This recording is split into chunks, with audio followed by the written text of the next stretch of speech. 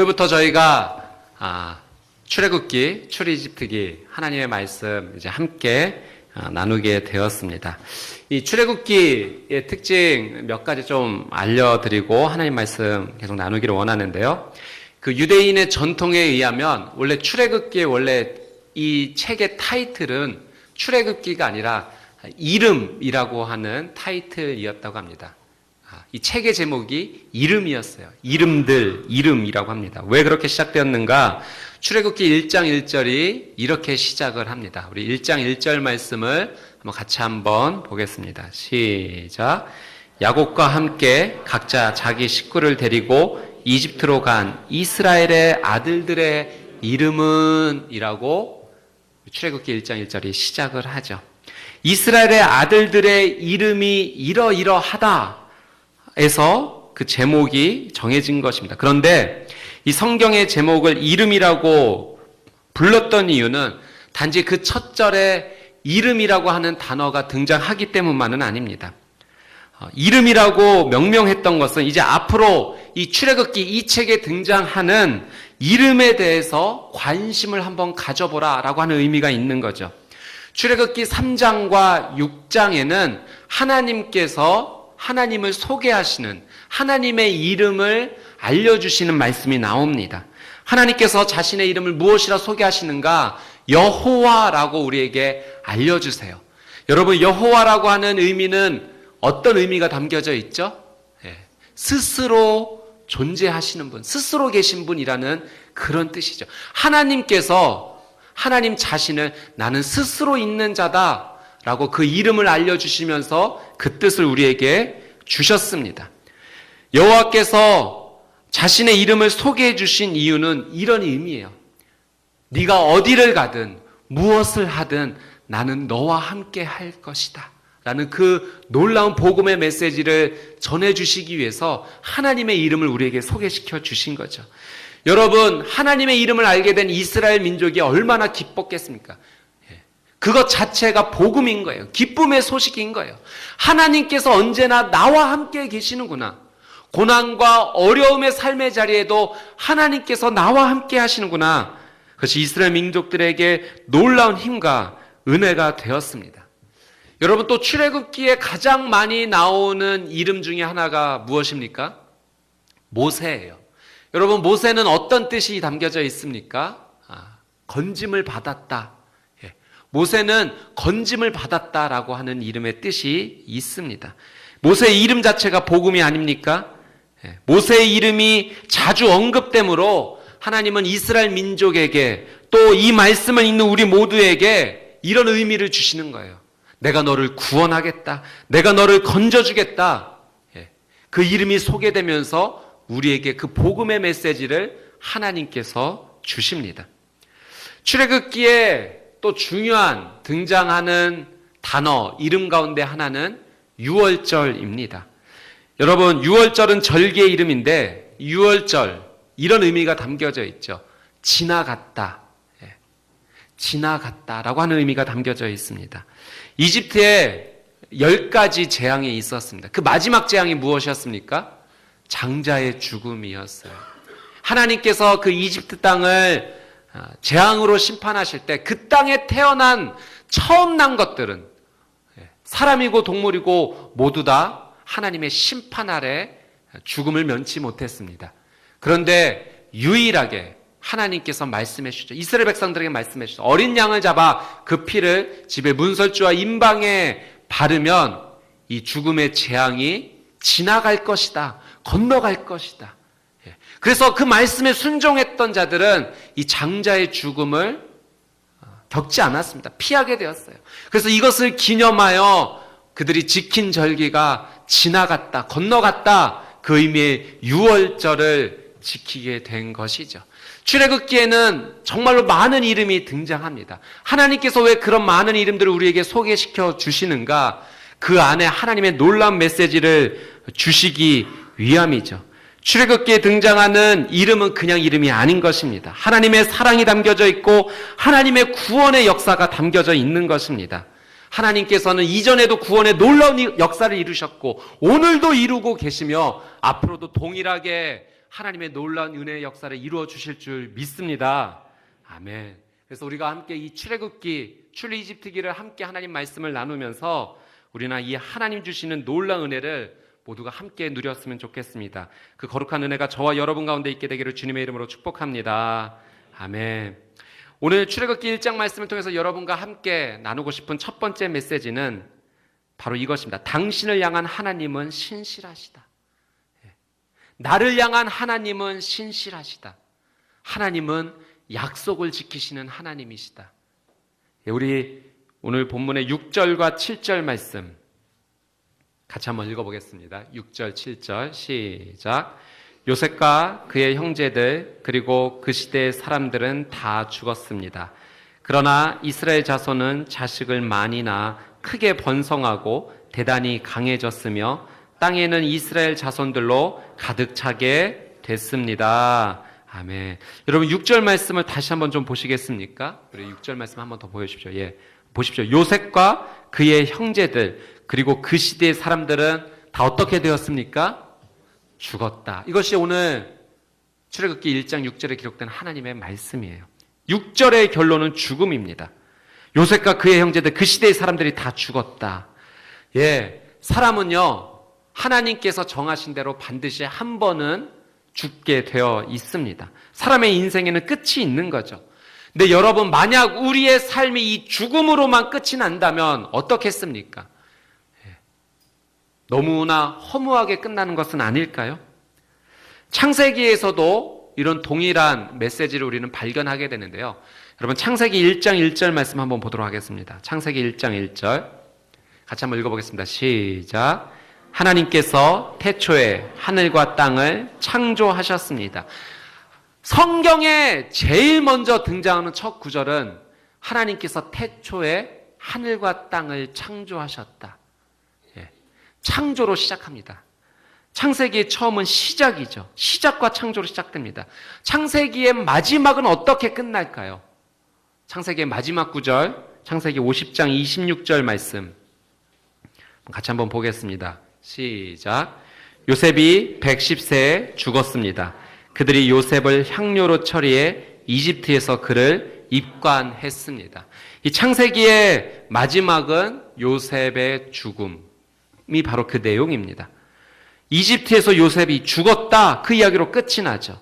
여러분 창세기의 시작 처음은 시작이었고 창조였습니다.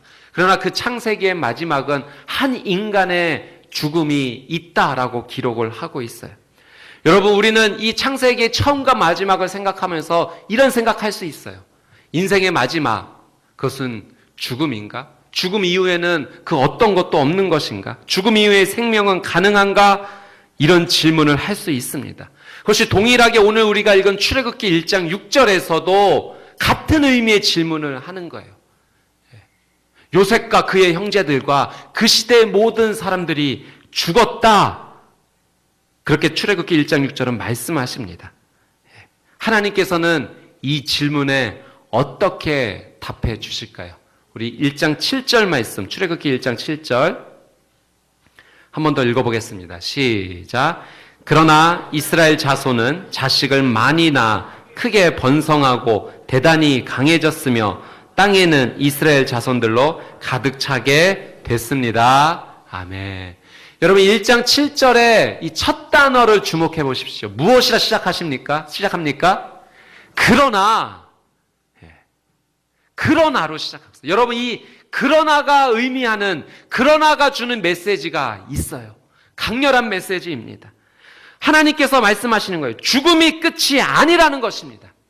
이 세상은 죽음으로 끝난다라 말하지만 하나님은 그렇게 말씀하지 않으세요. 그러나 라고 하나님은 다시 말씀하세요. 7절에 이스라엘 자손들이 번성했다, 강해졌다.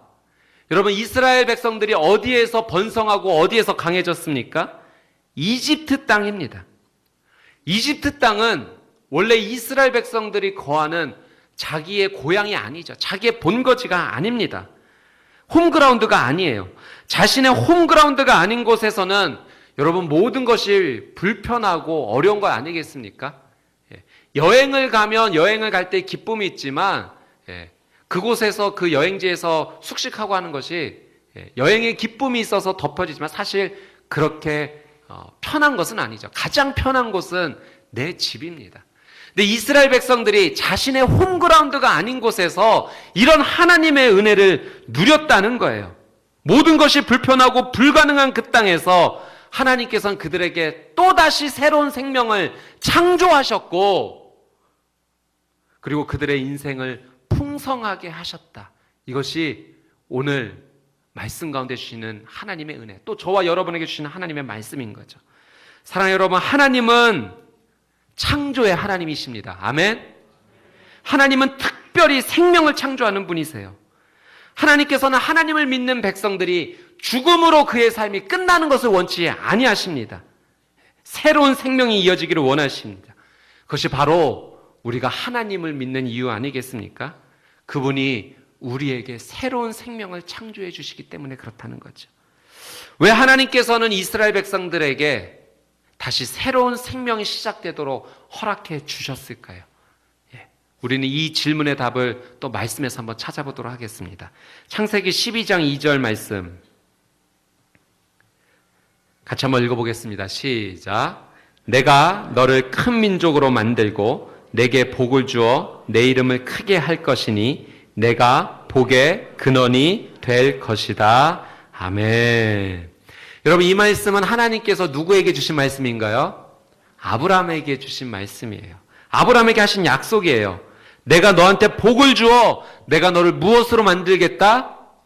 큰 민족으로 만들겠다.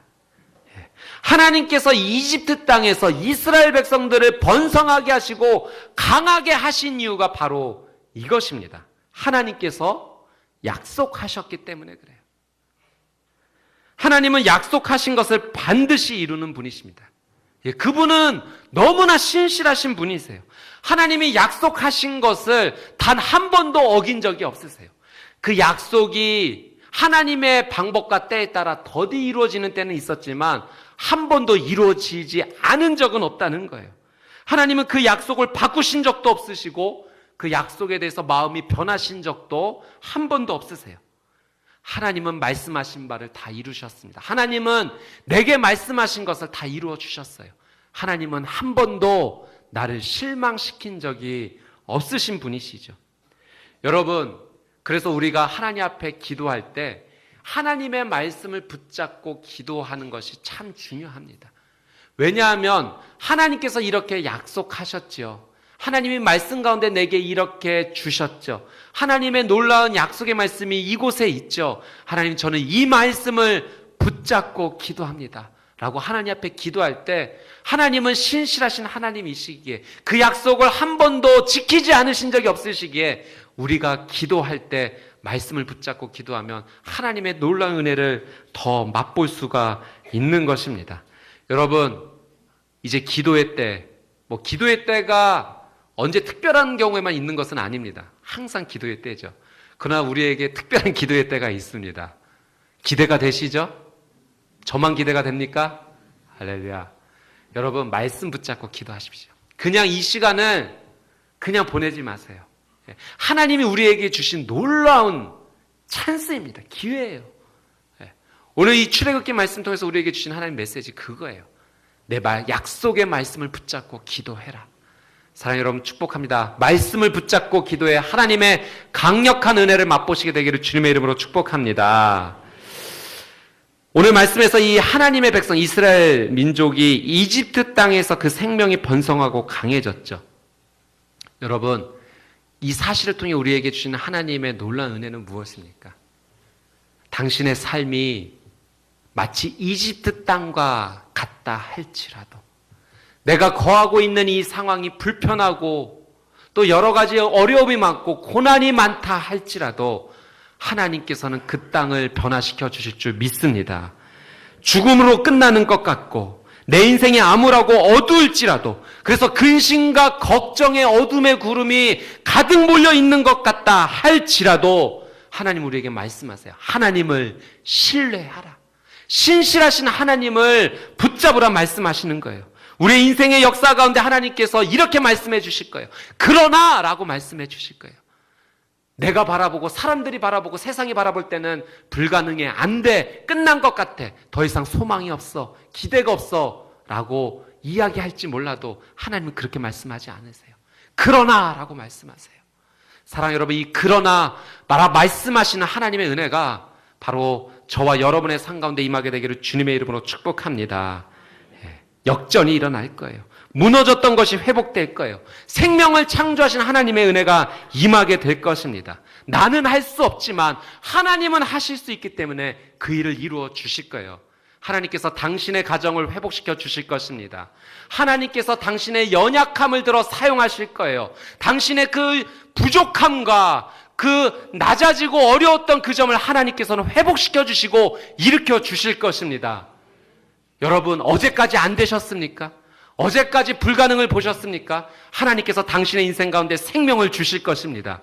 당신의 영적인 상황 가운데 그 영적인 정원에 꽃을 피워 주실 것이고 열매 맺게 해 주실 것이에요. 이런 하나님을 믿으십니까? 이런 신실하신 하나님을 바라보십니까? 아멘. 오늘 출애굽기를 통해서 하나님 그것을 말씀해 주고 계세요. 예, 하나님, 당신의 자녀가 하나님의 말씀을 듣겠습니다.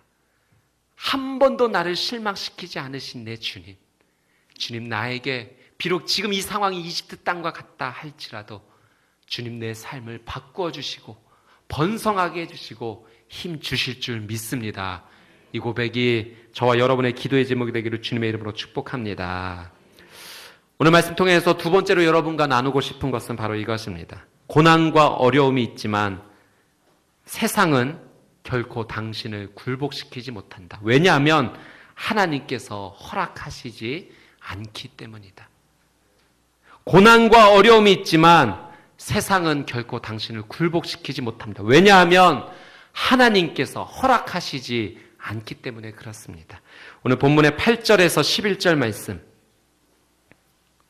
같이 한번 읽어보겠습니다. 시작. 요셉을 알지 못하는 새로운 왕이 일어나 이집트를 다스렸습니다. 새 왕은 자기 백성에게 말했습니다. 보라, 이스라엘 민족이 우리보다 많고 강대하다. 자, 그러니 우리가 그들을 대할 때 지혜롭게 행동하자. 그렇지 않으면 그들이 더 많아져서 만약 전쟁이 일어난다면 우리의 적들과 연합해 우리를 대적해 싸우고 이 땅에서 떠날 것이다. 그들은 감독관을 세워 이스라엘 백성들을 억압하고 중노동을 시켰습니다. 그래서 이스라엘은 바로를 위한 곡식 창고로 쓰는 성인 비돔과 라암셋을 건축해야 했습니다. 여러분, 이 고대 세계에서 성을 건축한다, 쉬운 일이 아닙니다. 오늘 말씀해 보니까 이스라엘 백성들이 비돔과 라암셋, 창고로 쓰는 성인 비돔과 라암셋을 건축해야만 했다. 여러분, 이런 창고용 도시를 건축하는 일에 있어서는 백성들의 피와 땀이 요구되는 일입니다. 이집트에서 요셉을 알지 못하는 새로운 왕이 일어났다. 예. 성경이 그렇게 이야기하죠. 그리고 그 왕은 무엇을 했습니까? 이스라엘 민족을 향해서 아주 적대적인 정책을 펴기 시작한 거죠. 대규모 토목공사를 통해서 중노동을 통해서 이스라엘 백성들에게 핍박한 것입니다. 이스라엘 자손이 번성하는 것을 막으려고 그 일을 행한 것입니다. 여러분, 이스라엘 민족에게 고난이 찾아왔어요. 어려움이 찾아왔습니다. 생각지도 못했던 나쁜 일이 그들에게 생기고 만 거예요. 그들이 잘못해서 이런 고난이 찾아왔는가? 예, 물론 우리가 잘못했기 때문에, 죄를 지었기 때문에 당하는 고난도 있습니다. 그런데 지금 이 상황에서는 특별히 죄를 짓지 않았고 그럼에도 불구하고 이런 고난과 어려움을 겪었다는 거예요. 이 고난이 계속해서 어떻게 이어지는가 한번 좀 주목해서 말씀 보도록 하겠습니다. 12절에서 14절 말씀 같이 읽겠습니다. 시작. 그러나 그들이 억압하면 할수록 이스라엘 자손은 오히려 더욱 번성하고 인구도 많아졌습니다. 그러자 이집트 사람들은 이스라엘 민족이 두려워서 그들을 심하게 혹사시켰습니다. 이집트 사람들은 이스라엘 민족에게 회 반죽과 벽돌 굽기와 온갖 밭일 등의 고된 노동을 시켜 그들의 삶을 고달프게 만들었습니다. 이렇듯 이집트 사람들이 시키는 일은 모두 혹독하기 짝이 없었습니다. 12절 말씀 한 번 더 보여주시겠어요? 12절 말씀. 고난이 찾아왔죠. 이스라엘 백성들에게. 중노동에 어려운 일이 찾아왔습니다. 근데 12절은 또 어떻게 시작하나? 그러나 또 이렇게 시작합니다. 고난이 있지만, 그러나 핍박이 있었지만, 그러나 이스라엘 백성들이 줄기는커녕 더 번성하고 강해졌다. 멸망하지 않았다. 인구가 많아졌다라고 성경은 기록을 합니다. 고난과 어려움을 이집트는 이스라엘 백성들에게 주었지만 이스라엘 민족 자체를 굴복시키지는 못했던 것입니다. 그래서 이집트의 이 왕이 이스라엘 민족을 굴복시키지 못하자 그 다음 행했던 정책이 무엇인가 하면 이스라엘 민족을 더 심하게 혹사시키는 거였어요. 전에는 강제적인 중노동이었다면 이제는 그들을 아예 노예처럼 부리기 시작합니다. 노예로 만들어버렸어요. 그것도 여기에서 끝이 아니죠. 또 세 번째는 또 이렇게 이스라엘 사람들에게 핍박합니다. 우리 15절에서 17절 같이 읽겠습니다. 시작. 하루는 이집트 왕이 히브리 산파인 시브라와 부하에게 말했습니다. 너희가 히브리 여자들의 해산을 도울 때 그 낳는 것을 잘 보고 있다가 아들이면 죽이고 딸이면 살려라. 그러나 이 산파들은 하나님을 경외했기 때문에 이집트 왕이 시키는 대로 하지 않고 아들이라도 살려 주었습니다. 여러분, 이집트 왕이 산파였던 시브라와 부하에게 무엇을 시킵니까? 히브리 여인들이 해산할 때 누구는 살리고 딸은 살리고 누구는 죽여라? 아들은 죽여라. 여러분, 일종의 인종 말살 정책, 민족 말살 정책을 이집트 왕이 펼친 것입니다.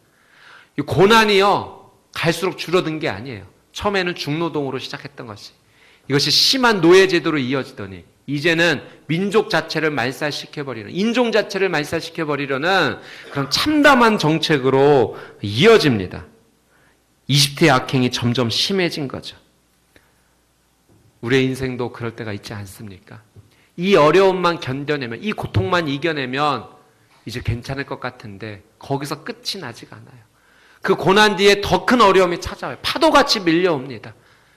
계속해서 밀려오는 더욱더 가중되는 이 고난 앞에서 우리는 정말 힘을 잃을 때가 한두 번이 아니죠. 이스라엘 민족이 이집트에 대항할 힘이 있었던 것도 아닙니다. 연약한 뿌리 같았던 민족이에요. 그런데 지금 이집트가 강한 군합발로 그들을 끊어버리고자, 그들의 생명을 끊어버리고자 지금 하고 있는 것입니다. 여러분, 그런데요, 그런 고난 속에서 펼쳐지는 결과들을 한번 주목해 보십시오. 이스라엘 민족이 이렇게 고난당하고 핍박당한다면 정말로 그들의 민족이 어려워지고 숫자가 줄고 그래야 되지 않겠습니까? 그런데도 놀라운 사실은, 성경이 증거하는 사실은 이스라엘 민족이 이런 고난 앞에서도 더욱더 번성하고 강해졌다, 그렇게 말씀하고 계시는 거예요. 중노동시켰지만 이스라엘 민족은 더 번성했고 노예처럼 부렸지만 효과는 없었고 결국 아들을 태어나면 죽이라고 명령했지만 실행되지 않았다는 거죠. 이 출애굽기 1장 말씀 통해서 하나님께서 우리에게 주시는 은혜 무엇입니까? 바로 여러분에게 주시는 메시지는 무엇입니까? 그것은 우리의 삶에 고난과 어려움이 있을 수 있지만 이 고난과 어려움은, 세상은 우리의 삶을 결코 굴복시킬 수 없다는 거예요. 왜냐하면 하나님께서 허락하시지 않으시기 때문에. 여러분, 하나님께서 허락하시지 않으시면 이 세상의 그 어떤 것도, 고난과 어려움도 핍박도 우리를 결코 무너뜨릴 수 없습니다.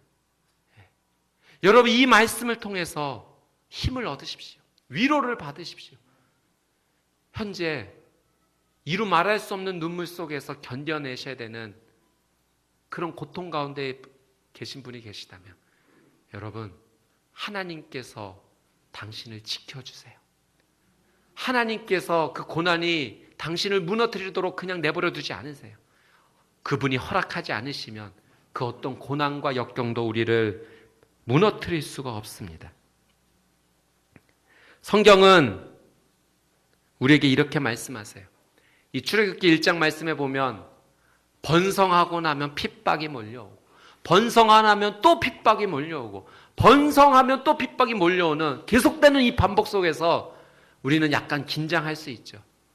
항상 마지막은 핍박인가, 고난인가, 재앙인가? 그런데 성경은 이렇게 말씀하세요. 그것이 마지막 결론이 아니라 그것은 잠깐 동안에 그저 스쳐 지나가는 것이다. 우리 시편 30편 5절 말씀 같이 한번 읽어보겠습니다. 시작. 그분의 진노는 잠깐이요 그분의 은총은 영원합니다. 밤새 울었더라도 아침이면 기쁨이 찾아옵니다. 사랑하는 여러분, 고난이 있지만 고난은 잠깐입니다.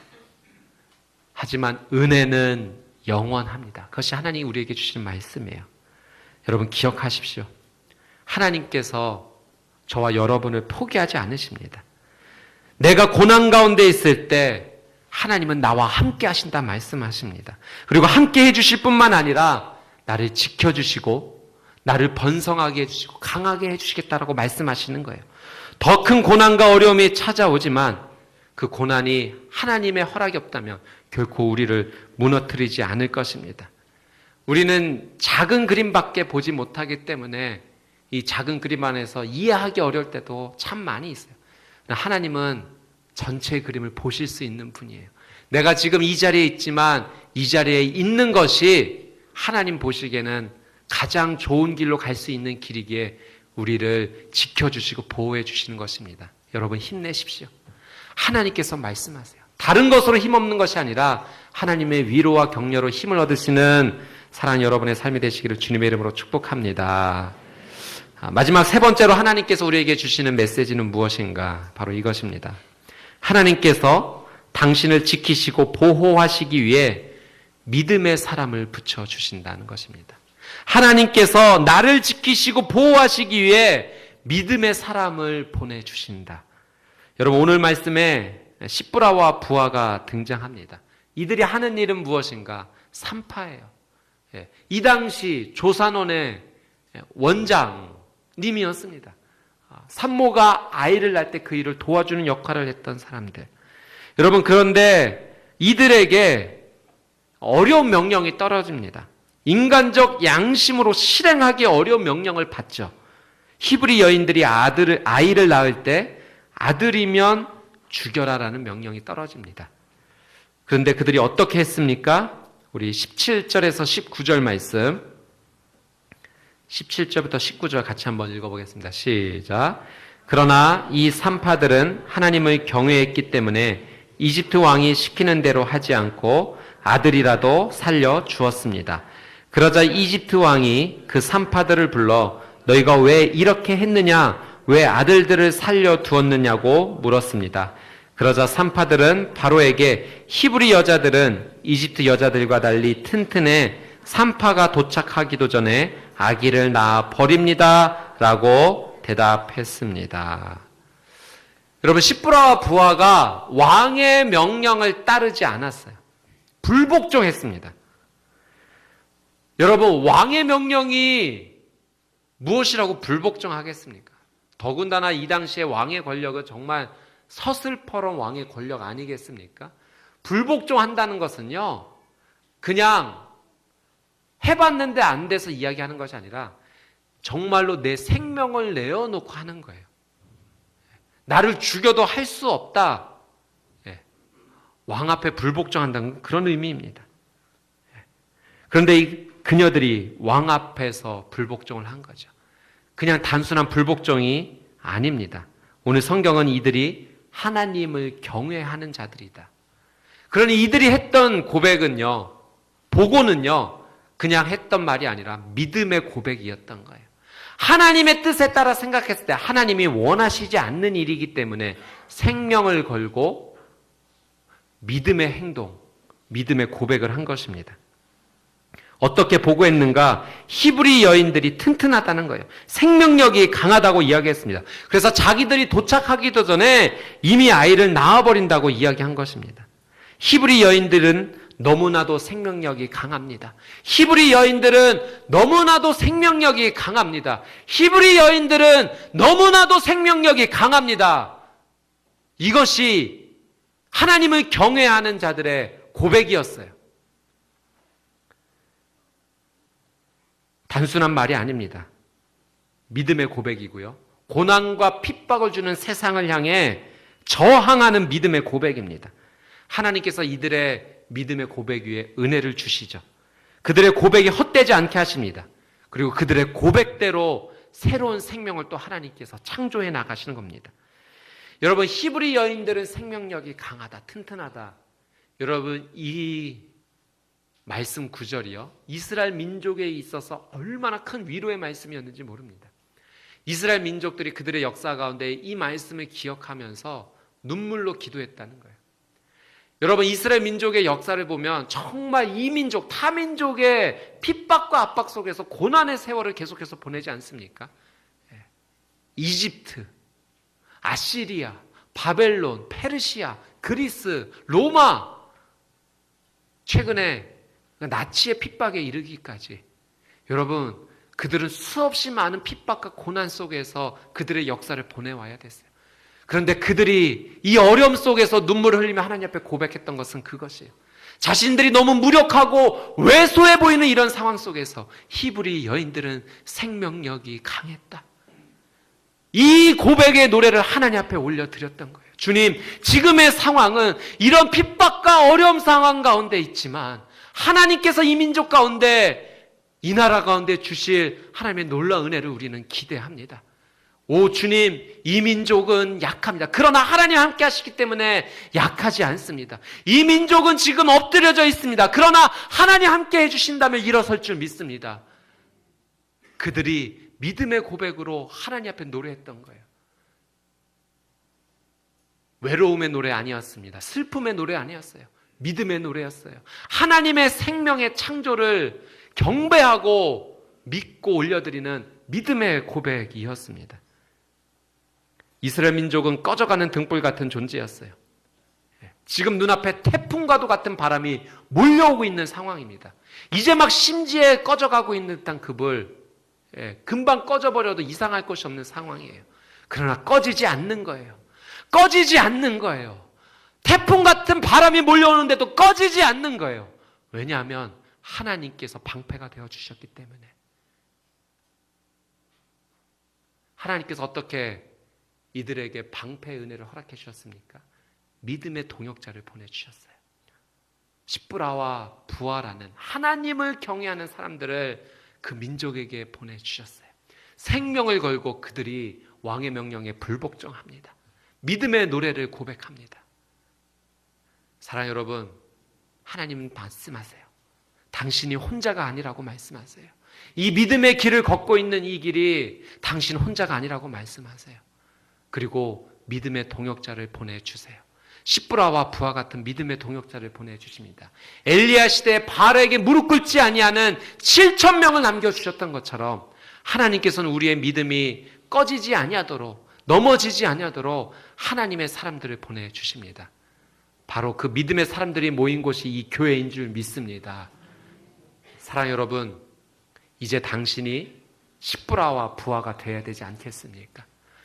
믿음이 흔들리고 삶의 고난과 어려움 때문에 그 불이 꺼질 것만 같은 그런 어려움을 겪는 하나님의 백성과 성도들에게 여러분이 하나님의 방패가 되어 그들을 보호하고 그들의 삶이 다시 한번 하나님 앞에 일어설 수 있도록 그 십브라와 부하 같은 역할을 해야 되지 않겠습니까? 여러분, 십브라와 부하는 이집트 왕에 비하면 연약한 여인들입니다. 하나님께서 하나님의 역사를 만들어 가시기 위해 힘있고 능력 있는 이집트 왕을 사용한 것이 아니라 아무도 주목하지 않는, 아무도 눈여겨보지 않는 연약한 여인들을 사용하셨습니다. 왜 그들을 사용하신 것입니까? 하나의 이유 때문에 그래요. 그들이 하나님을 경외했기 때문에 그렇습니다. 하나님은 하나님의 역사를 믿음이 있는 사람을 들어 사용하세요. 여러분, 세상을 향해 바라볼 때 세상에 힘이 있고 능력 있고 권세 있는 모습이 보기 좋아 보이죠. 여러분, 그러나 하나님은 그것을 사용하지 않으세요. 능력 있고 좋은 것을 사용하시는 것이 아니라 하나님은 연약하다 할지라도 부족하다 할지라도 믿음 있는 사람을 사용하세요. 하나님을 신뢰하는 사람을 사용하세요. 여러분, 그래서 여러분의 삶이 위대한 것입니다. 내가 능력이 있어서요? 내가 할 수 있는 것이 많이 있어서 아니에요. 나는 부족하고 연약하지만 하나님은 믿음이 있는 나를 주목하고 계신 거예요. 여러분, 다른 것에 주목하는 인생이 아니라 이 믿음에 주목하는 인생이 되십시오. 하나님을 경외하는 인생이 되십시오. 하나님은 나를 도우시기에 믿음의 사람을 보내주십니다. 그리고 또 내가 나아가기를 원하세요. 이 하나님의 거룩한 말씀 앞에 순종하는 저와 여러분이 되시기를 주님의 이름으로 축복합니다. 아멘. 오늘 주신 말씀 붙잡고 우리 같이 한번 기도하기 원합니다.